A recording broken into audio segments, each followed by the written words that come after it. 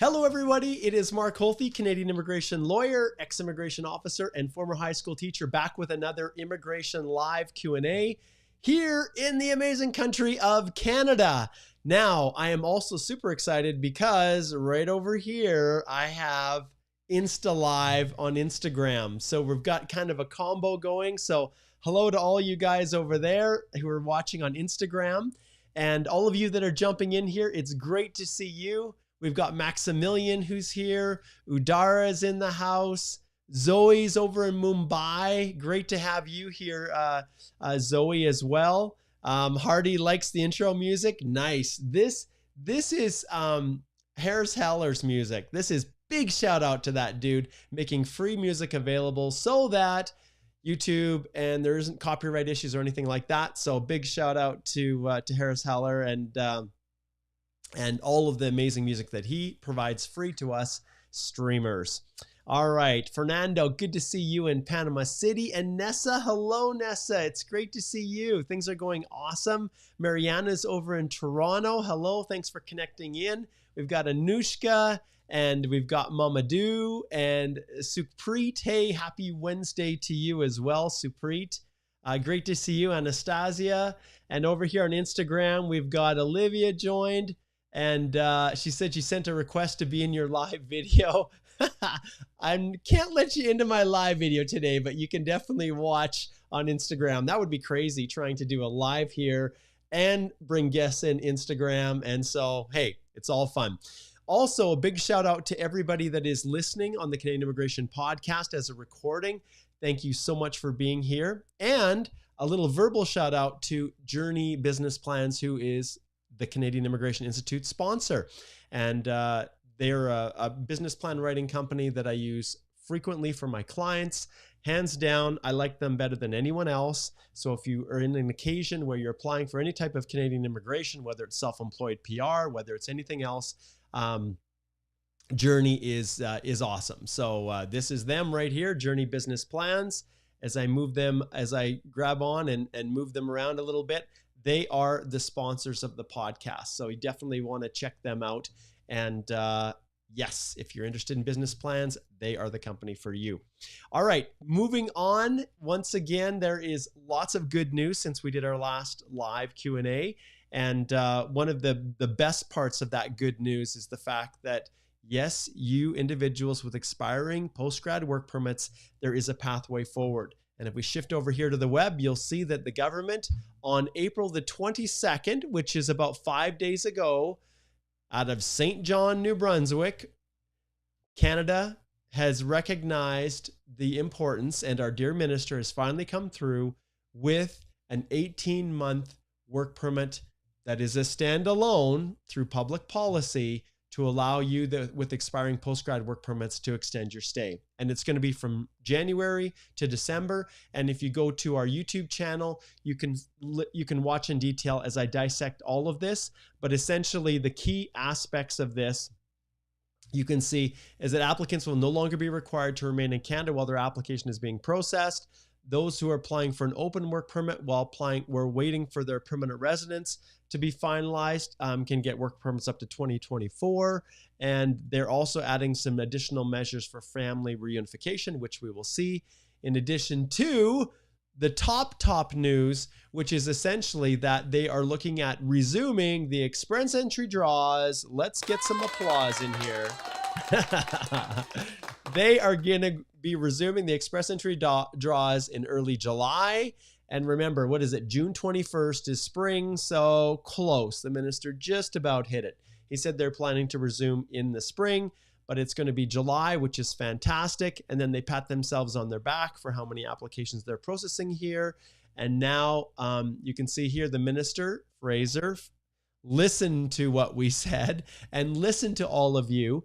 And he recognized that with expiring status, he's now given them an opportunity to stay longer. And that is through a new 18-month post-grad that will be valid for people with expiring work permits between January and December 2022. So you can see here that details will be made available in the weeks ahead. And that's basically code for, we don't know exactly what it's going to look like, but it's going to look a lot like the previous one for sure. And you will see a course being launched that can guide you through the process to make sure that you don't screw it up. And I had lots of consults with the last one last year where people had made mistakes. They got their applications returned and there was no mechanism for resubmitting through that pilot. And essentially they lost their opportunity. Lots of in-between questions about what do I do if I'm outside, if my work permit expired before January of 2022, or my work permit's going to expire after December of 2022.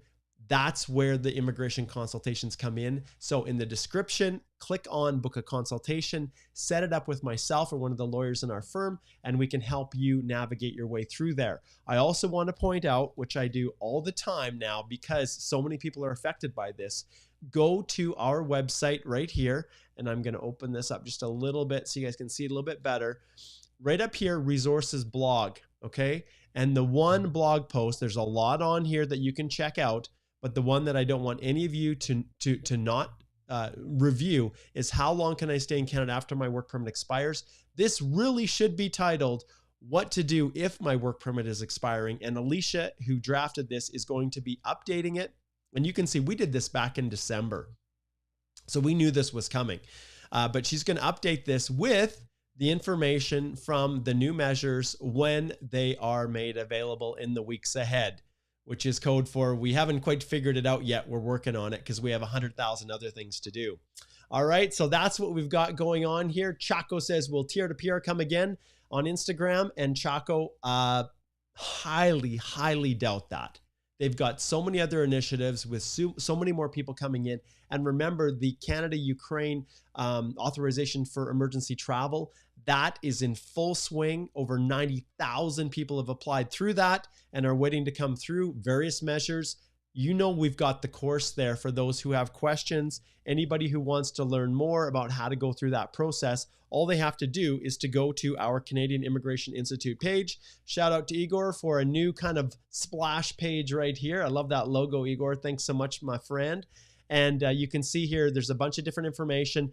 Consultants interested in CPD accreditation for the courses can also subscribe to get notified when we do specific classes and master classes that are available for them. And also it's a way for me to communicate with you immigration consultants and say, what do you want to learn, right? Just like all the rest of you who subscribe to our Canadian immigration newsletter, you can toggle which one, and we're going to be asking you what you want to learn.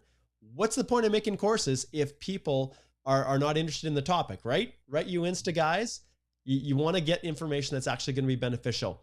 All right, so May 9th to the 13th, that's when our next masterclass is for spousal sponsorship. So get in there and register now. And right now, I've got the Express Entry course going full steam. I've got a fantastic group of students, and they're benefiting from the over, what is it? How many hours? Igor, I know he went through and he calculated it. I keep forgetting, 642 minutes of premium video. I think that's over 10 hours and 5 hours of live masterclass, which we're doing right now. And the people who are tuned in and have subscribed are just, it's phenomenal. It's so much fun. So those are all the things that we've got coming, but there will be a short little course that is designed specifically to walk you through all of the pitfalls of filing for that extension. And remember, there's a lot. What are people not talking about? People are not talking about what happens if I've fallen out of status. They're not talking about what if I worked without authorization? In other words, more than 20 hours a week. What do I do if I had a gap in my education, which is a complete nightmare these days, right? So those are things that are going to be addressed in the course, and tips and strategies to help you make sure that you benefit from this lifeline, this big life-saving donut that the minister is thrown off of the IRCC boat to you guys who are like swimming out in the ocean, which is essentially where you're at, right?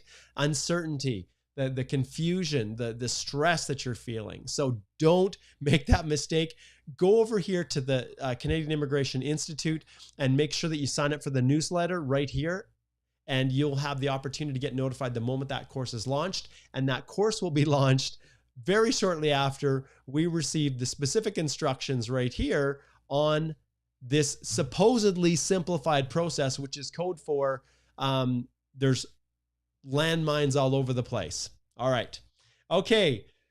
Whew, that was a mouthful. So good to see you guys. Igor says 6 hours in the spousal sponsorship course over on Instagram. Yes, indeed, Igor. Okay, let's jump in and let's take a look. We've got a ton of people that have connected in, and I want to give the rest of the people a shout out. We've got Sarah here from Morocco. Vida is from India. Zoha says, we love your work. Thanks so much. Alva is in Lima, Peru, and it's great to see all of you guys. So yes, energetic, positive. That's what I try to be. SMN is over in Vancouver. And we've got Shri is over in Kashmir tuning in on Facebook. Good to see you. We've got a whole bunch of people. So I'm going to scroll past you guys and just know that I see you. And it's great to have you joining me today. Okay, let's jump down. And oh, thank you, Mariana. She says, Instagram, what is the handle? Igor, I can't remember what our handle is. Can you post on Instagram what the handle is, Igor? Because I can't remember what it is. Okay, so I'll tell you in a second, Mariana. Okay, let's see here what we've got. Yes, George, you're over in Lebanon. I'm on my vacation. Very cool. George he's a graduate of the Canadian Immigration Institute, one of the alumni of the Express Entry course. Great to have you there. And we've got our first super of the day from Veda. Let's see what she says here. Veda says, knock specified draws possible. How do we get ready for draws? Should we go for PCC now or wait? By when should I get the funds ready? Thanks a ton. Okay, so it's Healthy Immigration Law is the handle for Instagram. So that was back to the previous question. Igor says it's Healthy Immigration Law. And Igor says, what do you mean by handle? I think it's the Instagram name.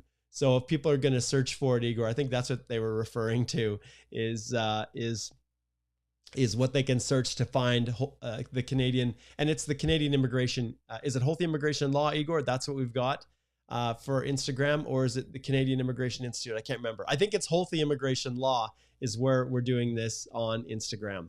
Okay, so back to this question. This is perfect, Veda, because Igor and I were just talking about this. We are going to release a series of videos that are all designed to get you prepared so that you're 100% ready come July when those rounds of invitations start again. So we're going to cover everything from the documents that you need to start getting now. We're going to talk about just problem areas that people run into when the draws start to happen and how they're not maximizing their CRS scores. We'll talk about everything from spouses to even the draws themselves, and we'll talk about what we can likely expect going forward. But all of this will be short, little, concise videos that we will release in one specific playlist on the Canadian Immigration Institute's YouTube channel. So stay tuned for that, Veda, because all of those things are going to be important. Little tips like check to make sure your documents are not expiring, right? And when it comes to police certificates, just re-emphasizing what makes a police certificate invalid and what steps need to be taken to ensure that what you have is ready and you're not going to be stuck in this massive wave of people trying to get documents too, which is a little bit of a tip as to where we're going. So stay tuned for that. And those series of videos will be launched here at the beginning of May. So it's going to be awesome. I'm so excited for the world of Express Entry to come back in full force. And all of this will lead up to the Canadian Immigration Institute and all of the DIY courses that we have available for you at a fraction of the cost of what you'd pay if you were to retain a full representative to help you. And heck, most of you are DIYers at heart who want to handle your own application yourselves. And that's why we as a law firm have even shifted the way we provide services. So at Healthy Immigration Law, we work collaboratively with you. Once you get your applications ready, we sit down with you and go through everything as if it's a pre-assessment before you even file it, so that you can have that peace of mind knowing that you haven't missed something or haven't screwed something up. So Aman, good to see you there. Sukhpreet, Hanpreet, Katan Jakel, all of you have joined Instagram. It's good to see all of you guys there. Big wave to you guys watching the live on Instagram. Okay, next question is from Mariana, and she says, when will the new knock code start applying? If I were to submit my CEC profile in July, score 494, will I make it before knock changes? So Mariana, this is one of those things that I don't have an answer for. Now, it's possible that when they reopen it, that there is some occupation-specific component to it, but we don't know. It's possible that there won't be, and they'll simply go with CRS scores, and your CRS score at 494 is really high. They could do a no program specified draw, which the minister did talk about reinitiating FSWs, which they've never done an FSW, just only FSW, federal skilled worker. It's always been no program specified, which means anybody, whether you're PNP, CEC, federal skilled trade, or FSW, anyone who has a high enough human capital and a CRS score will then receive the invitation to apply. Whereas for you as a CEC here, they could very well alternate no program specified with CEC, or no program specified and continual PNPs. We'll just have to see. Ultimately, you don't need a PNP only draw. You don't, if you are doing no program specified, because there would be very, very few PNP onlys that wouldn't rank high enough. And that's why before, when they were doing no program specified, it was no program specified versus CEC, as opposed to a PNP only. So the PNP only, you start off at 600 points with the nomination alone, and then all those extra human capital points you have are added on. So that's how we often have over 1,000 CRS points for individuals that have PNP nominations. All right. Okay, so there's a little bit of an overview for you guys, and hopefully those two answers to those two questions were on par. Okay, over here on Instagram, Sagittarian says, sir, do you know about the BC PNP Tech Pilot Program? So that's something, if you watch, I'm gonna slide over here on the YouTube channel, and this is the source of all of the recordings. It's the easiest way to actually track them and to search for content that's helpful to you. But if I flip over here for those watching on all the other channels, you will see that Chanel did a video 8 days ago specifically on the Ontario Immigration Nominee Program crash course. Well, we're going to do crash courses for all of the PNP programs. So stay tuned there. Let's see, who was it? It was Sagittarian.way on Instagram. Stay tuned. And there will be other videos on the Canadian Immigration Institute YouTube channel. And if you guys have not yet subscribed to it, head on over there and subscribe, because that is where you can search. So if I go right here and onto the channel and I go to the right here, I can search, and I can search for anything. If I go, what is self-employed? How do I claim self-employed work experience? I click on this link. Well, there's a whole bunch of previous videos that I've done that relate specifically to how to claim self-employed work experience, right? So those resources are there, and they're all accessible on demand. So use that search feature, and that's why you want to subscribe to the channel. Okay, Mariana, thank you for that question. Great question. Okay, let's dive into some more questions here. Let's see what we have here. Okay, here's a good question from CF.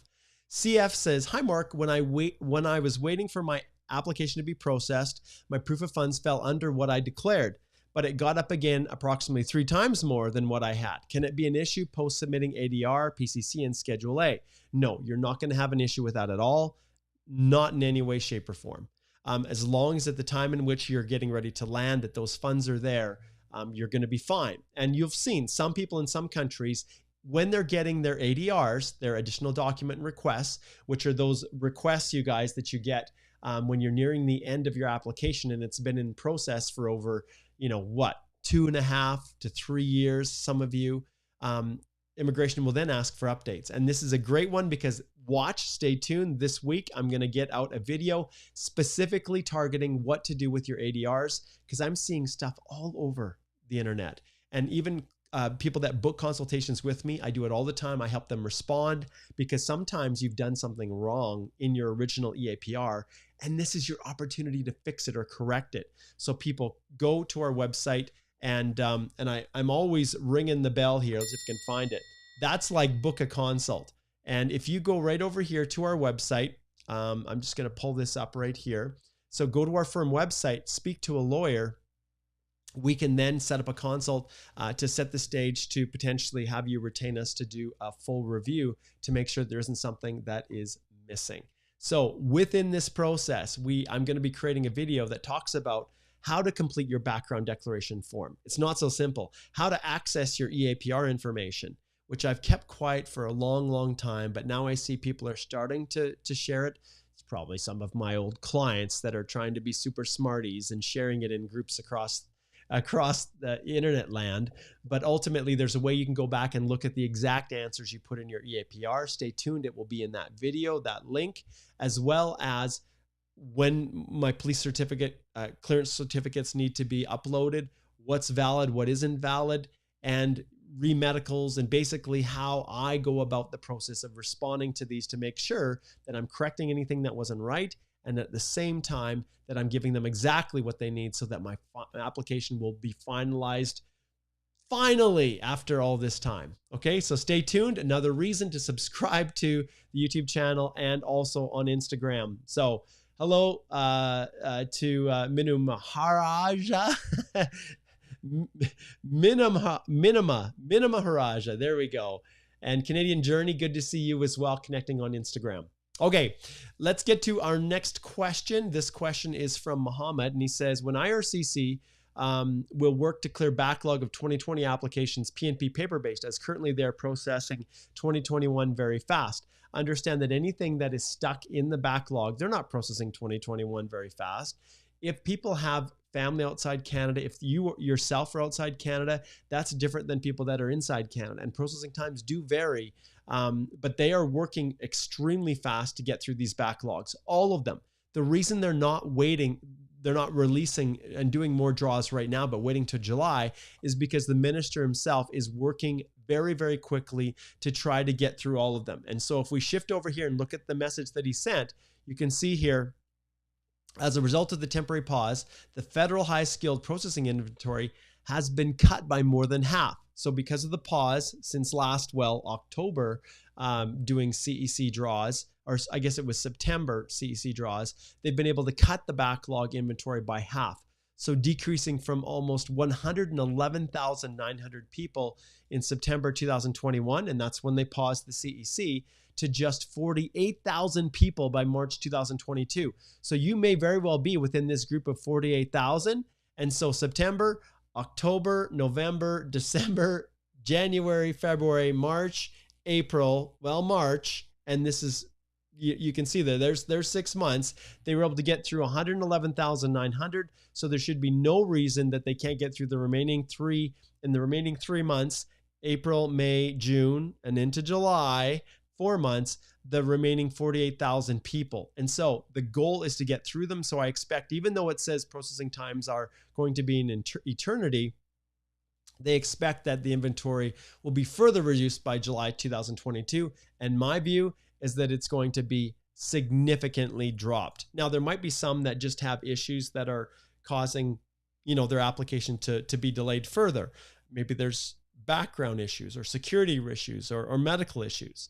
But there's the vast majority of those 48,000 are going to be cleared out. And once they are, then the new ones are going to be processed fast. And that's at least in accordance with what they were supposed to do before.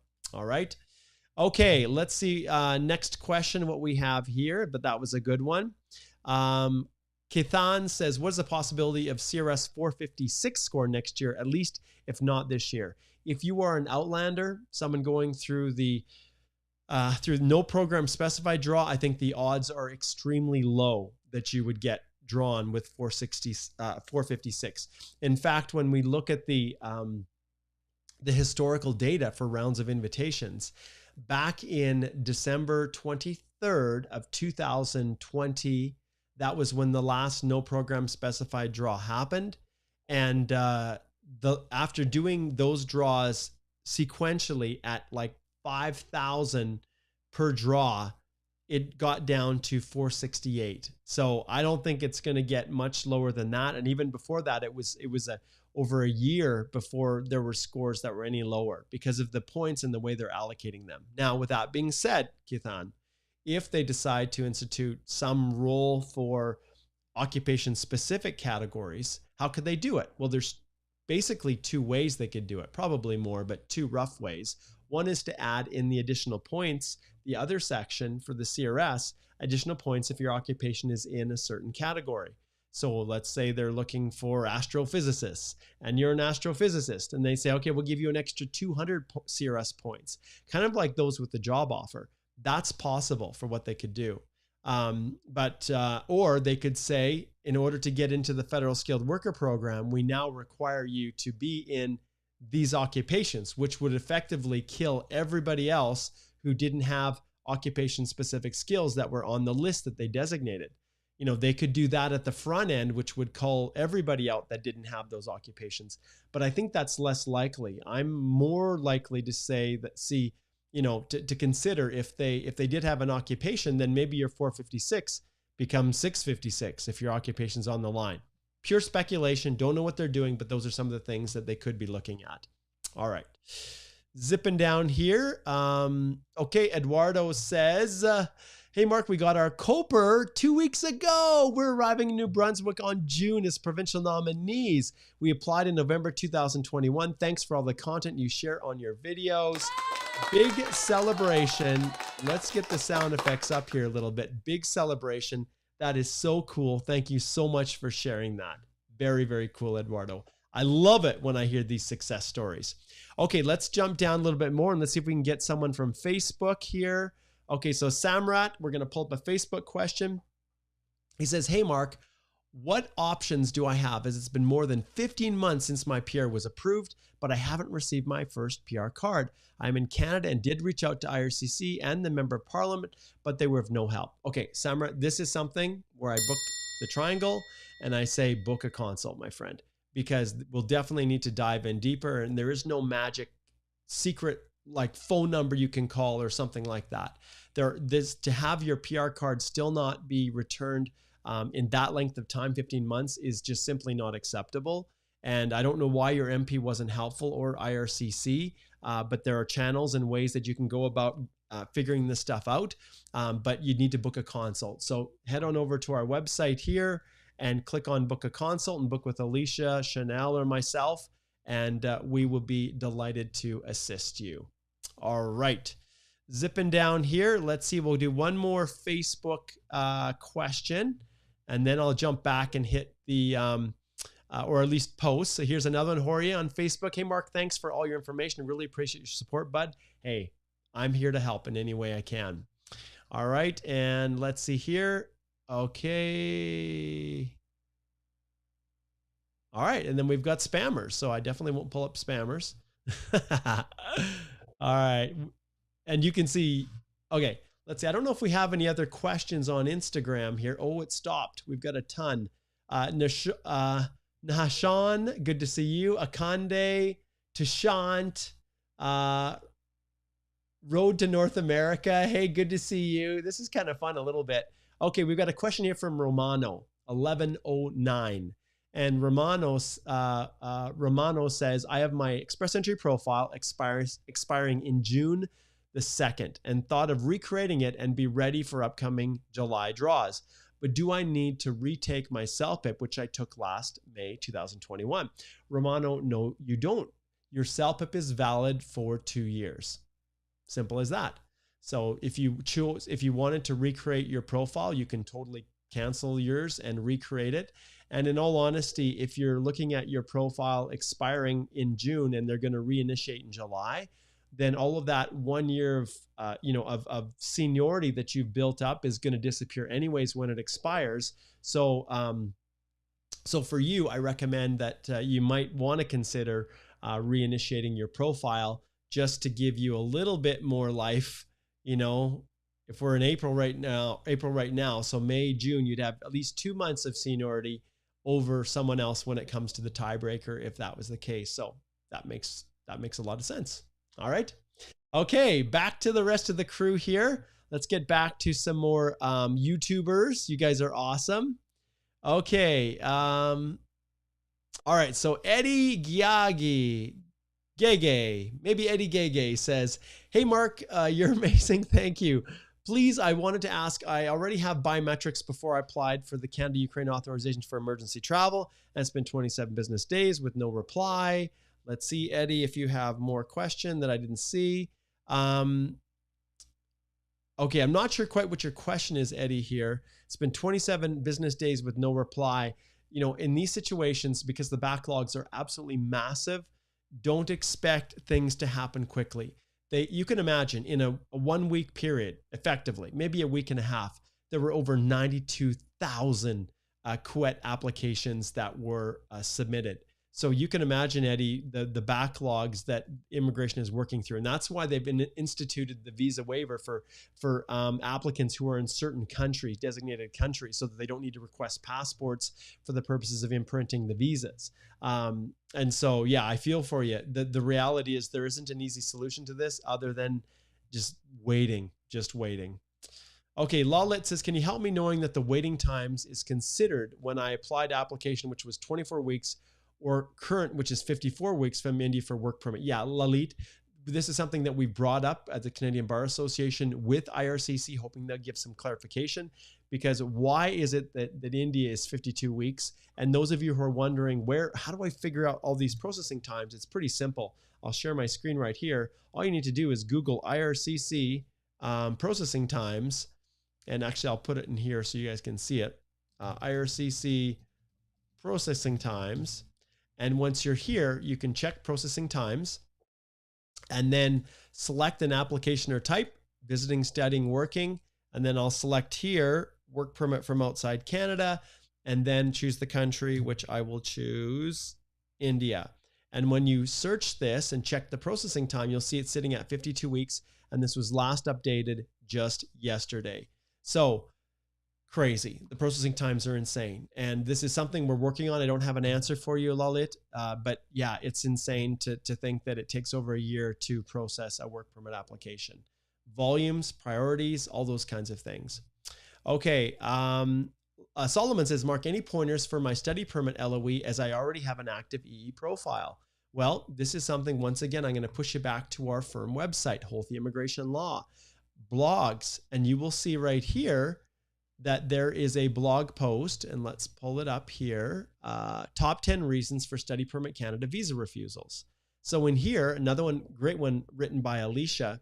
When you scroll down and you look to this, you can see all of the different things that Alicia has highlighted as being issues that can result in study permits having a greater chance of getting refused. And also on the Canadian Immigration Institute channel, same thing. You can scroll through here, and we'll just stop with this. We don't need a search feature. Let's go back to the videos itself.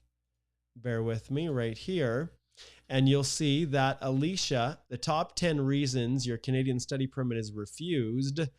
That one is a short video, 20 minutes. Definitely want to check it out. I'm surprised there's only 2,000 people that have looked at this video, because it is awesome. And we'd go into far more depth. We expand on all the things that Alicia has talked about. And you can see here on the when it comes to your study plan, one of the most important parts with that letter of explanation is really identifying the rationale for why you want to study and how it's going to improve your chances of getting a better job and improved employment prospects back in your home country. Not, hey, it's going to transition to PR. And when you have a profile that you've submitted in the Express Entry pool, it is a factor. And so when you're describing it, there is no secret answer to this. This is part of the reason why I direct people back to book a consult, because I need to understand your whole history to decide, okay, what would be really good? And in those circumstances, I put my old immigration officer hat on and I say, okay, how would an officer assess this?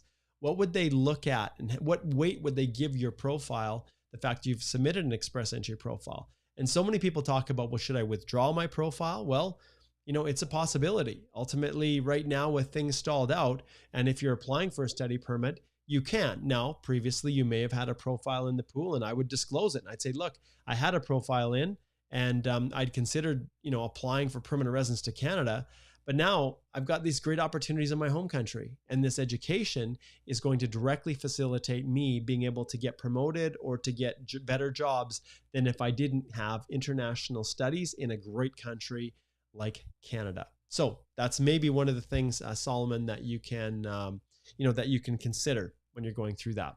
Okay, let's hit another super chat. This one is from Grav, and he says, "Hi, sir. If someone gets a visa rejected due to misrepresentation and inadmissible for 5 years, will we get the GIC refund, University Decline Fee refund?"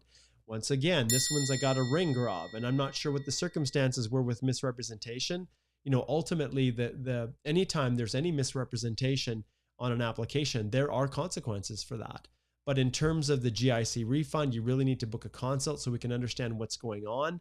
And in terms of the university declining the fee refund, well, if you've paid a deposit to go to school there, that deposit can be held by that university. And there's a lot of different circumstances at play here, but definitely you need to book a consult, Grav, because it's not something that I can advise you directly, not with something as serious as a misrepresentation finding and the ramifications that come back from it.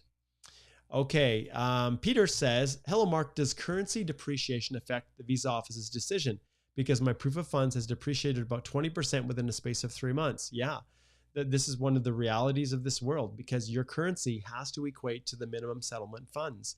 And when you go to the Bank of Canada's currency conversion, if your currency is on there, immigration does the same thing. They say, okay, you have so much money in your that foreign currency.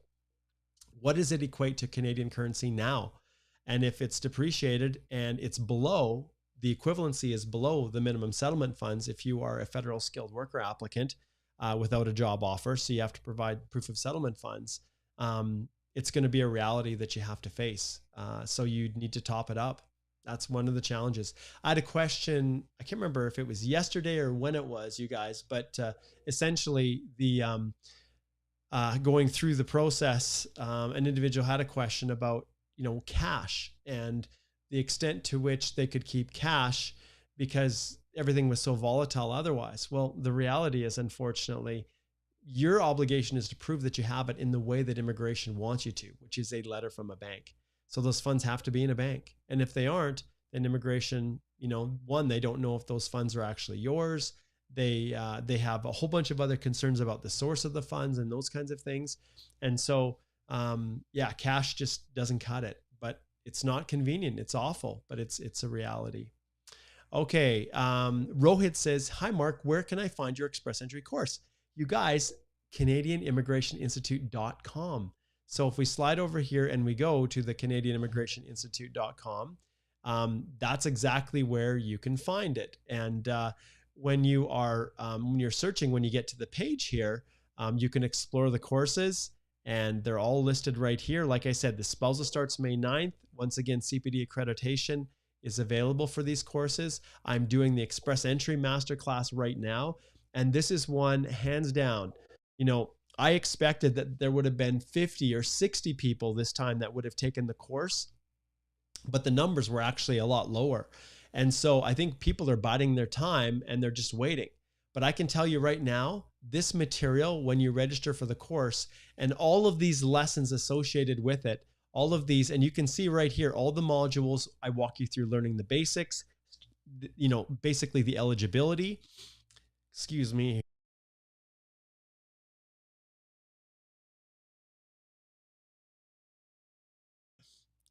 Sorry, guys, I had a sneeze there. It was a false alarm sneeze. Okay, you can see you're starting with your Express Entry profile, which is all about eligibility through the programs, and completing your Express Entry profile is on this list. Everything related to principal applicants, spouses, completing the EAPR for principal applicants and accompanying spouses, and dependent children, and then the master list and understanding how it works. And this Mastering Your Documents Module 6 is phenomenal. Every single document that's required has its own video, sample documents, instructions, letters of explanation. All of this is in here. And the best part of all, at least for me when I'm going through this process, is every evening for a week, I do a live masterclass session just for the subscribers of the particular course that people are subscribing to. And it's where anything that somehow, possibly, remarkably may not be in the course, you can ask me additional questions. And it is just so much fun. and people ask phenomenal questions. And I'll let you in on a little secret to that course. When people ask me questions and they're awesome ones, and I find they're not in the course, guess where those questions go? Guess where they go, Instagrammers? They go right into the course to make it stronger and stronger. So let's see who else we have on Instagram here. We've got Rochelle Dunlop. Good to see you. Hi. How are you, Olivier? We've got Ashish. Rokaya is connected in here. And Salim, great to see you. 7Amu. I love your handles, you guys. That's awesome. Leonid, hello. So it's great. This is kind of fun doing the Insta lives as well. Okay, let's keep zooming down here and let's get to a few more questions. We're into the last 15-minute leg of our Q&A today. Remember, if your questions don't get answered today, Alicia and I will be back tomorrow at 11 a.m. Mountain Time, and you can post your questions in there as well. Okay, we got another super that's come in here. This super is from El Marroquino. And El Marroquino says, IRCC asked to submit medical for TR to PR while I already submitted old medical done in 2017 up front. So I just resubmit the old one. Is it too risky? You are not going to resubmit the old one. You are going to get a new medical and submit a new medical. That's why they're asking. And they reserve the right to do it. And that's an actual great lead in to some of the tips that I'm going to be offering in the upcoming series of how to prepare for express entry, and the video that I'm going to be doing on how to respond to the ADR requests, because they will ask you to provide police certificates from every country. And in some cases, your police certificates may still be valid. In other words, you've never returned back to that other country, but they're still asking for it in the letter. So do you include a new police certificate, or do you rely on your old one, which is still valid based on the IRCC, expiry parameters? Well, the reality is there's a little disclaimer in the program delivery instructions that says an officer can ask for anything, updates of anything. And if they're asking for it, you better provide it, including updated police certificates, even if the current ones are expired. Now, you may go through, you may say, hey, can you accept this? Which I just recently did with another client, but I still had them go and request another one, even though it's going to take another 3-4 weeks longer than they have time to respond. And then we will just have to upload it through a web form. Maybe they'll accept the fact that the old one is still valid. That's entirely possible.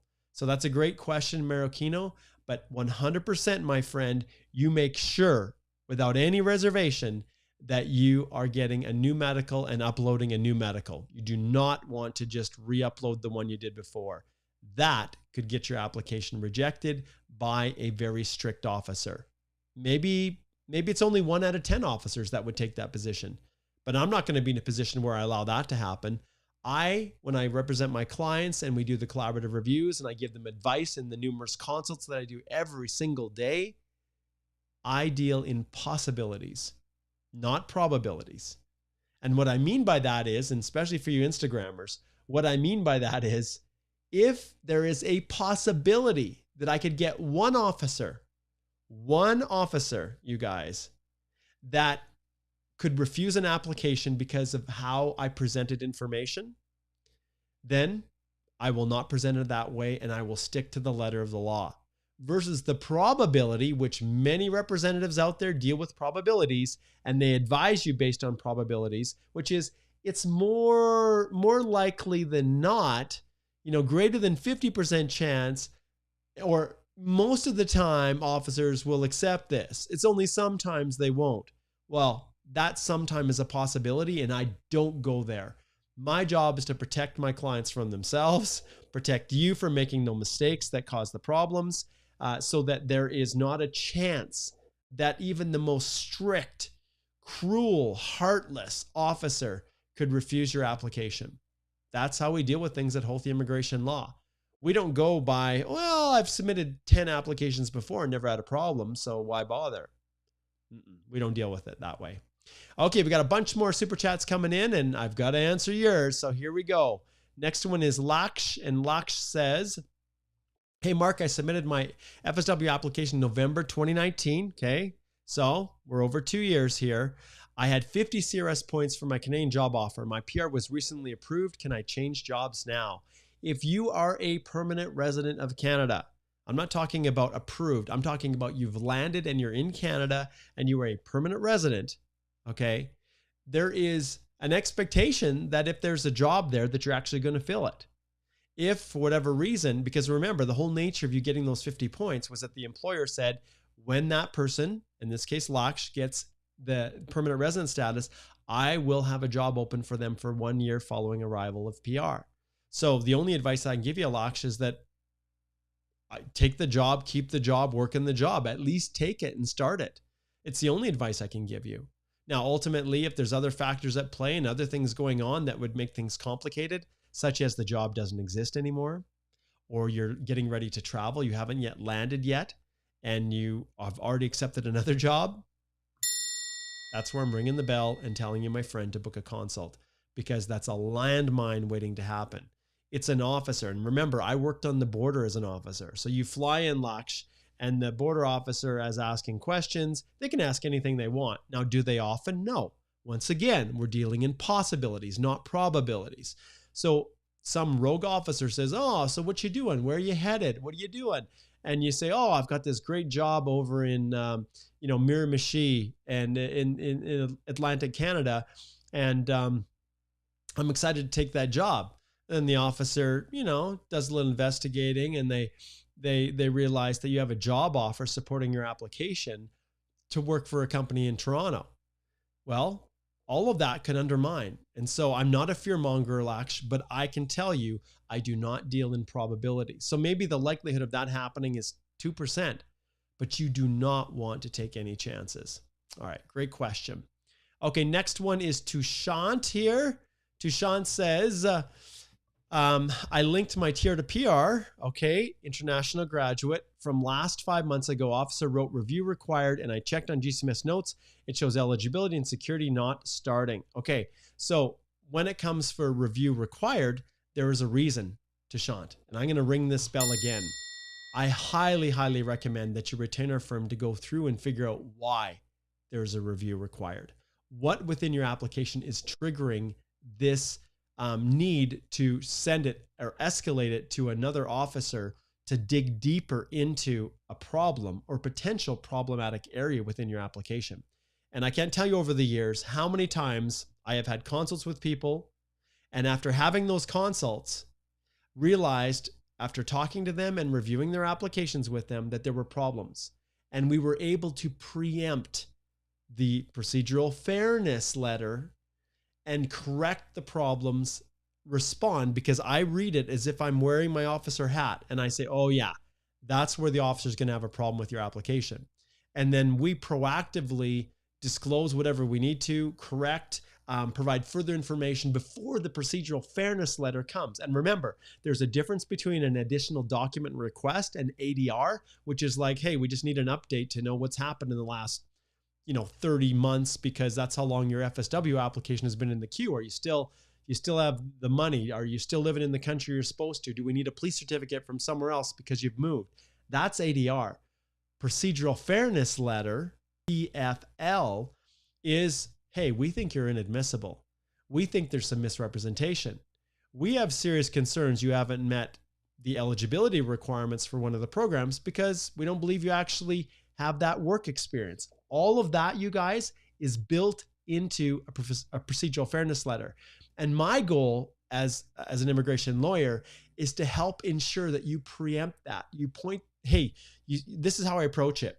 Hey, officer, look, I've gone through, I see that this might be a concern. I want to add this additional information in just to let you know that even though it could be a concern in your mind, it's not really a concern, because here's the answer.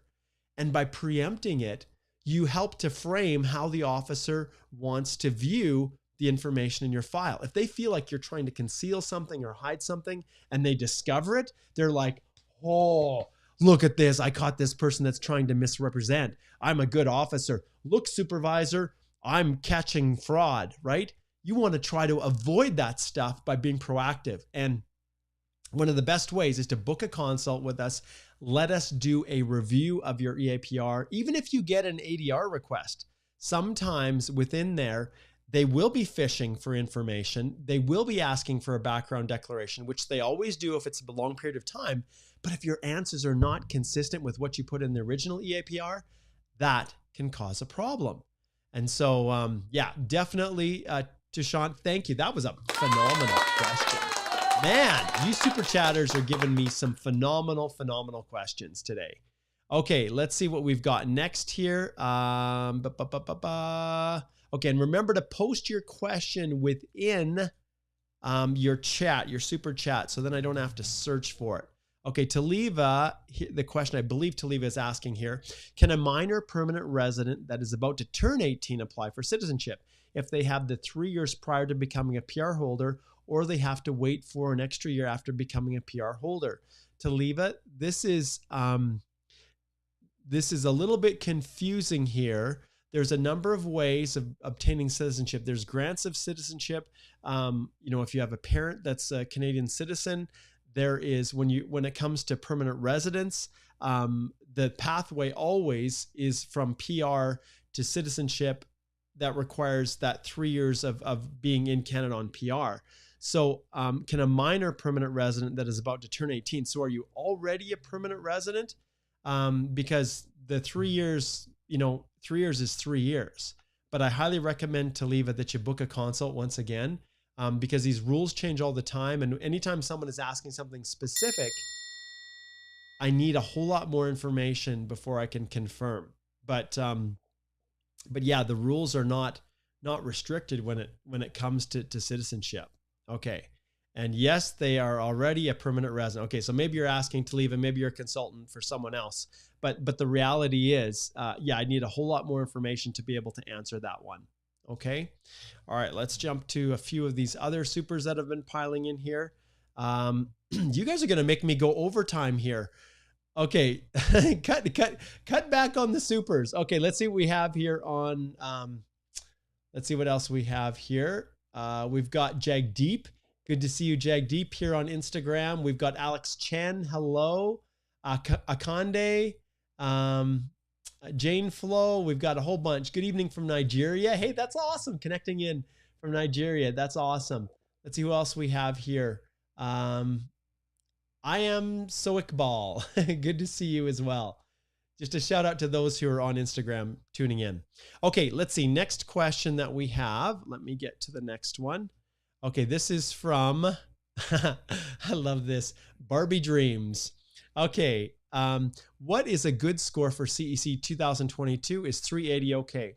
No, at this stage, because there has not been a draw since last September, I would assume that the first draws, if they were to do CEC, would probably be above or north of 480 points. I wouldn't be surprised, but I would expect that they would flush out fairly quickly, and then the draw totals would come down.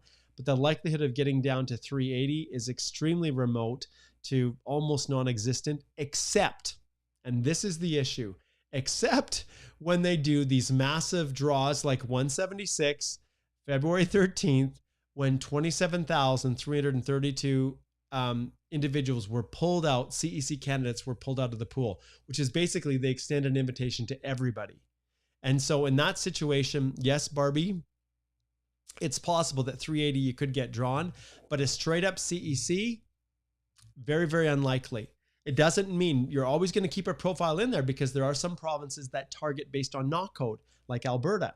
And even as low as 300 in some cases work. So you still want your profile in there, Barbie, but at the end of the day, you just straight up CEC when there's no other weirdness happening, these massive draws, it's unlikely that you would get drawn with that alone. Okay, Mr. Rezada says, I am a recent PR, 2 months old, have not received my PR card after 7 weeks now. What can I do? Okay, let's take a look right here at the current processing time. So we're going to go here, and I'm just going to adjust my mic so I can see a little bit better here. We're going to go to permanent resident cards, and all you have to do, you Instagrammers, is IRCC processing times, and you can find this. So permanent resident cards, did you submit a PR card? Did you submit a PR card application? Yes, I'm renewing. I know I'm waiting for my first card. Look at the processing time. It's 101 days.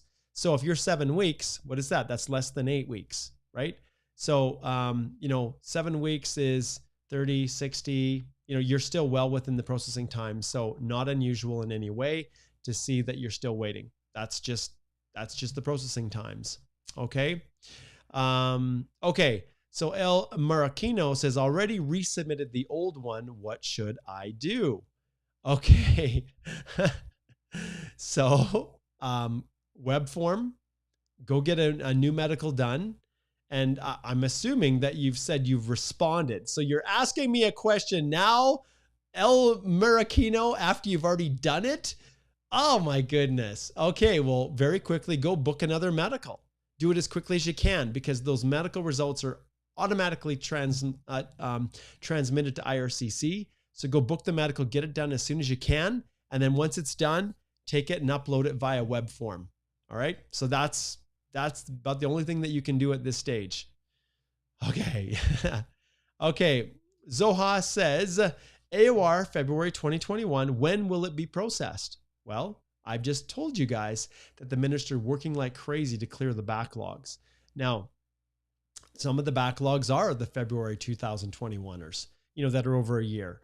The minister is working hard to get through the remaining 48,000 that are in the backlog, and they're not doing rounds of invitations, at least for federal skilled worker, until beginning of July. So if that's the case, the expectation is that individuals like you, unless there's some other reason why it's dragging on, maybe there is there's a background declaration, a background check that is taking longer from your country. Who knows what it might be? But yeah. And then you say, or will we be landed next year as FSW capacity has been cut down in the levels plan this year? No, don't worry about those levels plans. At the end of the day, the goal is to process all of the previous ones and then start worrying about new ones. Okay. All right. I think we've got through everything that I wanted to get through today. So thank you everybody for tuning in. We had an awesome live Q&A today. Remember, I'll be back tomorrow at 11 a.m. Mountain Time with Alicia. And you can see the quality of what Alicia produces. Make sure you head over and take a look at our website. There are an absolute ton of really, really super helpful blog posts that you can skim through about all kinds of different immigration programs and strategies and tips. They're all here. So check them out. And generally speaking, when we do a blog, we also then slide over to the YouTube channel and do a live stream that's accessible to all of you, whether it's Facebook or YouTube or Twitter or all of those. So so thanks so much everybody for tuning in. We're going to wrap it up there. I'm just scrolling up just to see if there's any more Facebookers that I might have missed.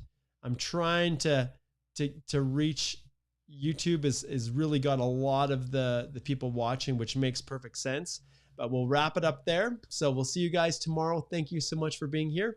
Mark Holthe, Canadian immigration lawyer, signing off. And once again, where people were asking before, where do we get access to the courses that you offer, Mark? It's right here, the Canadian Immigration Institute.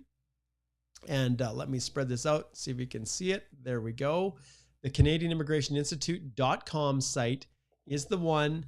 And explore our courses and you can check out what is in line, what's coming, what's available. Some have the accreditation. You can check those out. And some have masterclasses associated with them. But make sure you head on over here and subscribe to the immigration newsletter, designate who you are, and that will dictate the content that you receive. All right. Thanks for tuning in. And it looks like we have one last slacker. Man, you guys are killing me. Okay. This is it. This is it. No more. Mark, if I have an open work permit through the 2021 policy for extended postgrad, can I extend the work permit and how? Okay, Carabo, if you're not within June to December, then your goal is to make sure that you qualify for PR. So when the rounds of invitations start in July, you've got July, August, September, October, November, December to get qualified through one of the PR programs. And then you can go through via bridge if your work permit is expiring after that time period. So that is, that's the advice that I give. And ultimately, if you're in a situation where you're like, I don't know what to do, book a consult. Okay, we'll wrap it up. Thanks so much, guys. Take care, and we'll see you tomorrow with Alicia.